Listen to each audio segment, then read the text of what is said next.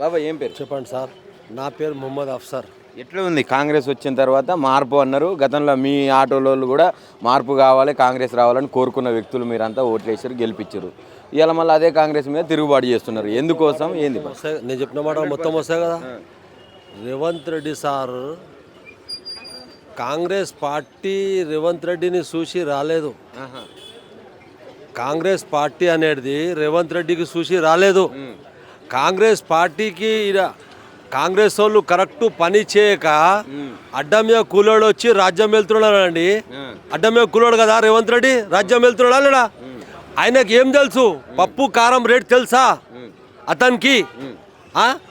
ప్రజల ప్రాబ్లం వాళ్ళకి తెలుసా? నేను కూడా సాధారణ వ్యక్తినే, కింది నుంచి వచ్చిన మధ్యతరగతి అంటుండగా. అందుకు చెప్తున్నా, అడ్డం మీద కూలోనికి పని తెలియదు. కాంగ్రెస్ వాళ్ళు అడ్డం మీద పని చేయడానికి చేతగాక అడ్డం మీద కూలోడు వచ్చి రాజ్యం వెళ్తున్నాడు. ఈయనకు ఏం తెలుసు ఉప్పు కారం రేటు? ఆటో డ్రైవర్ పరిస్థితి ఏం తెలుసు వీళ్ళకు? డబల్ బెడ్రూమ్లు ఇస్తాడు. డబల్ బెడ్రూమ్ ఏవి? మళ్ళీ నెలకు 12,000 ఇస్తాడు, అవి ఏవి? మళ్ళీ తర్వాత ఏమో స్కూటీలు అవి ఇస్తాడు, ఏవి? నేను వేసి 63 సంవత్సరాలు అవుతుంది. 63 సంవత్సరాలు పనిచేస్తున్నా. దేశం అట్నే ఎట్లా ఉందో దేశం అట్నే ఉన్నది. వీళ్ళు వచ్చి అన్ని దోసుకొని పోవుడే, మందిని ముంచుడు దోసుకొని పోవుడు, వాడొచ్చుడు వీడొచ్చుడు మందిని మోసుకొని పోవుడే. తర్వాత కదా మార్పు ఏం రాదు. వచ్చే ఎలక్షన్ లో రానే రాడు. ఇప్పుడు ఎలక్షన్ పెట్టండి, ఈ నెల 2 నెలల్లో ఒక ఎమ్మెల్యే ఎలక్షన్ పెట్టండి. అతను గెలిచినట్టే ఈ ఆటో నడిపి విడిచిపెట్టి వాని ఇంటికాడ నేను జాడు కొట్టుడు స్టార్ట్ చేస్తా. సవాల్ ఛాలెంజ్ చేస్తున్నా.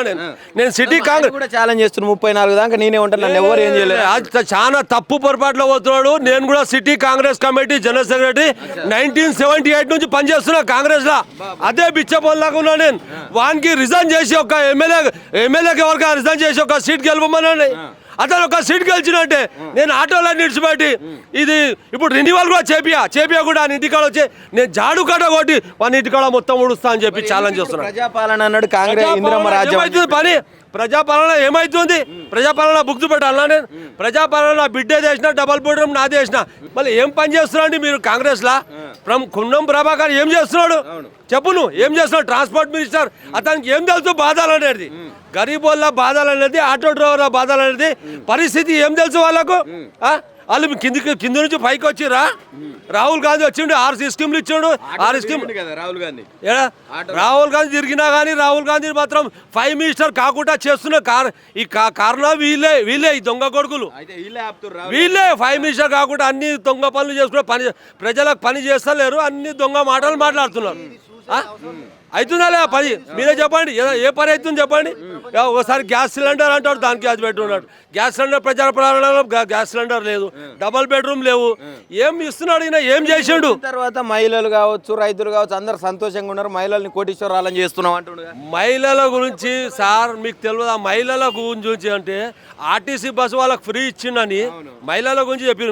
మహిళల గురించి ఆర్టీసీ బస్సు ఫ్రీ ఇచ్చిండని ఎవరికంటే కరోడ్పతిలు తిరుగుతున్నారు అలా ఆర్టీసీ బస్సులా.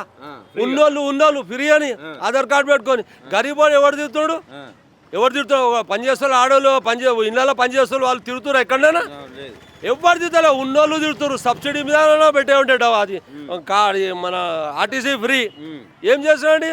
నేను ఒక్కడే చెప్తున్నానండి, ఇప్పుడు కూడా ఒక్క ఎమ్మెల్యే గారు రిజైన్ చేసి ఆ ఎమ్మెల్యేని గెలుమనండి.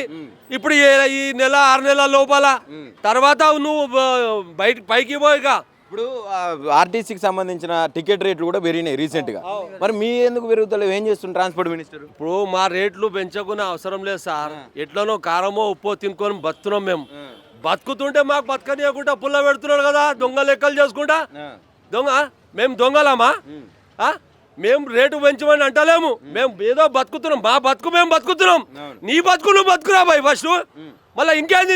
ఆర్టీసీ బస్ అది ఇస్తా, ఆర్టీసీలకు ఇస్తా, ఆర్టీసీ బస్ అని, రైల్వే మెట్రో అని, ఎన్ని ఓలా ఓబర్ ఇవన్నీ ఎన్ని భారాలు మా మీద వస్తారు రాబాయ్ మీరు?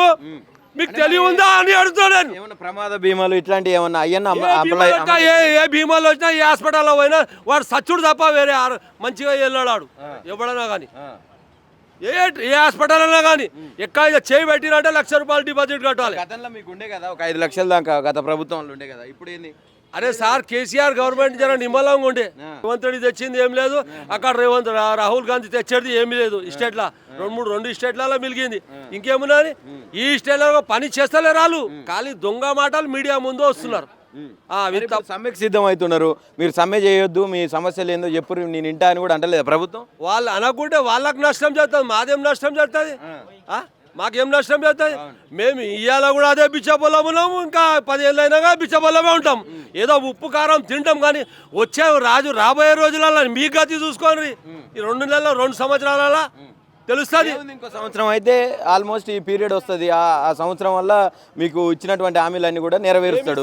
ఆ తర్వాత ఏంది పరిస్థితి, మళ్ళీ గెలిపియారని నమ్మకమా? ఇప్పుడు మాకు నేనే ఉన్నా, నాకు 10 కోట్లు ఇప్పుడు ఇచ్చిన వాళ్ళు ఆటో డ్రైవర్లకు 10 కోట్లు ఇస్తున్నా అన్నా కానీ ఈ ఓట్లు మాత్రం వీనికి వేయరు.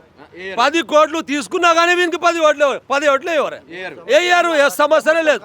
ఎందుకంటే ఆటో డ్రైవర్లు కానీ చాలా జనాలు మొత్తం తకాంచిపోయారమ్మా, తకాంచిపోయారు వీనితో. ఎందుకంటే చెప్పినా కానీ మీకు నేను కాంగ్రెస్ వాళ్ళకి పని చేయడానికి చేతగాక అడ్డం మీద కూలోడు వచ్చి రాజ్యం వెళ్తున్నాడు.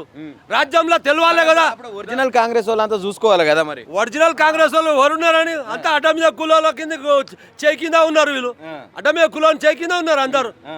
పని చేస్తున్నారు, ఏం పని చేస్తున్నారు? 90s నుంచి కాంగ్రెస్ ఉన్నారు కదా, 90s నుంచి ఉన్నారు, ఏమనిపిస్తుంది కాంగ్రెస్ ప్రెసిడెంట్? వీళ్ళని చూస్తే ఉసురు జనాలు, కాంగ్రెస్ కార్యకర్తలు చెప్పుకుంటే ఇస్తా పోతుంది, చెప్పుకుంటే ఇస్తా పోతుంది. City Congress committee general secretary ఉన్నాను నేను. Order copy చూపెట్టమంటారా? చూపెట్టమంటే చూపిస్తా. చెప్పుకుంటే ఇస్తా పోతుందమ్మా ఎక్కడన్నా కానీ. పని చేస్తా మేము సీట్లు మేము కూర్చుంటాం, వాళ్ళు ప్రజలకు ఇబ్బంది పెడతా ఉన్నారు. ఎంతమందికి ఇబ్బంది పెడతారండి మీరు? చెప్పండి. మారుస్తారా మళ్ళీ ఈ గవర్నమెంట్ మార్చారు? ఈ గవర్నమెంట్ ఇప్పుడు ఎలక్షన్ పెట్టండి, bumper majority TRS government, opposition government వచ్చేస్తుంది. ఒక్క ఎమ్మెల్యేకి గెలుమనండి ఇప్పుడు రిజైన్ చేసి. ఏం చెప్తావు ఫైనల్ గా రేవంత్ రెడ్డికి ఏం చెప్పాలనుకుంటున్నాను? రేవంత్ రెడ్డికి ఏం చెప్తున్నా నేను, ప్రజలకు ఆటో డ్రైవర్లకు కానీ కాదు, ప్రజలకు మంచి పనులు చేయాలి. నీకు తెలియదు రాజశేఖర రెడ్డి చేసిన పనులు చేయను, నీకు తెలియదు రాజశేఖర రెడ్డి గురించి తెలియదు, నీ కాంగ్రెస్ గురించి తెలియదు. నీ భార్య పిల్లలు దోసుకొని అందరు ప్రతి ఒక్కరు వచ్చి దోసుకున్నాడు. ఎంతకాలం దోసుకొని పోతారు రాబాయ్? ఇందిరాగాంధీ అట్లా సొంటి చచ్చిపోయింది, ఎక్కడ డబ్బు అక్కడనే ఉన్నది. రాజీవ్ గాంధీ చచ్చిపోయాడు, ఎక్కడ డబ్బు అక్కడనే ఉన్నది. బాగారెడ్డి చచ్చిపోయాడు, అక్కడనే ఉన్నది. పి జనార్దన్ రెడ్డి చచ్చిపోయాడు, ఎక్కడ ఇందిరారెడ్డి మాధవ్ రెడ్డి చచ్చిపోయాడు, ఎక్కడ డబ్బు అక్కడనే ఉన్నది. మళ్ళీ నువ్వు చచ్చినాక నీ డబ్బు ఎక్కడ పోతుంది రాబాయ్? నువ్వు కూడా చచ్చినాక అట్నే ఎక్కడ ఉన్నా అక్కడనే ఉంటుంది డబ్బు కూడా. ఎవరి డబ్బు అక్కడనే ఉంటుంది. మీరు చేసే పనులు ఏమున్నాయి? ప్రజలలో రర్రి మీరు మొక్కలు పెట్టుకోరు, మీ మొక్కలు పెట్టుకొని ప్రజలలో రర్రి.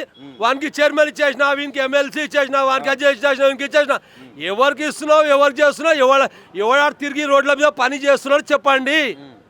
అతనికి తెలివి ఉందా రేవంత్ రెడ్డి కానీ అడుగుతున్నా నేను, ఛాలెంజ్ చేసి చెప్తున్నా నేను.